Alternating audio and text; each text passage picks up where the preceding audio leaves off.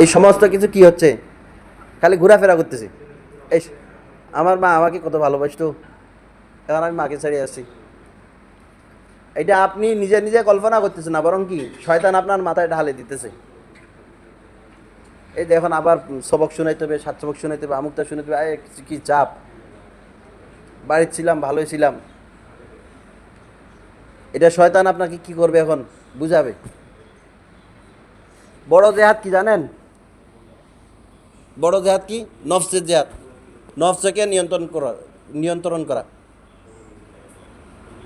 সাহাবীরা যুদ্ধে গেছে, যুদ্ধে থেকে ফেরার সময় বলছে, আল্লাহ রসুল বলছে, তোমরা জানো সবচেয়ে বড় জেহাদ কি? বড় জেহাদ কি হচ্ছে কি? নফসকে নিজের মন মতো পরিচালনা করা। তোমাকে মাদ্রাসায় পড়তে হবে, তোমাকে সবক পড়তে হবে, সবক ঠিক করতে হবে, পিছনের পাড়া যেগুলো দুর্বল হয়েছে এগুলো ঠিক করতে হবে, সবকের পাড়া ইয়াদ করতে হবে। এইভাবে যখন বারবার তুমি নফসের উপরে শয়তানকে ইয়ে করবা, টর্চারিং করবা, তো ধীরে ধীরে দেখবা যে শয়তান তোমাকে ধোকা দেওয়া বাদ দিয়ে দিবে, যে এর সাথে পারা যায় না। বুঝো নি? যে যার সাথে পারে তার সাথে না লাগে, কি বলেন? হ্যাঁ, আপনাকে আপনার উপরে একজন নির্যাতন করতেছে, আপনাকে মার দেওয়ার জন্য আসছে, মার দেওয়ার জন্য আসে যদি মার খাই যায়, আর জীবনে আপনাকে মার দেওয়ার জন্য আসবে নি? যে ও কিন্তু মার দিতে যায়, আমি মার খাইতেছি, একবার গেছি আবার মার খাইতেছি, আবার গেছি মার দেওয়ার জন্য, আবার মার খেয়েছি, আবার মার দেওয়ার জন্য গেছে, আবার মার খেয়েছি। তো এরপরে কি করবে? না রে, এর সাথে পারা যাইতেছে না, কাজে এর সাথে লাগা যাবে না।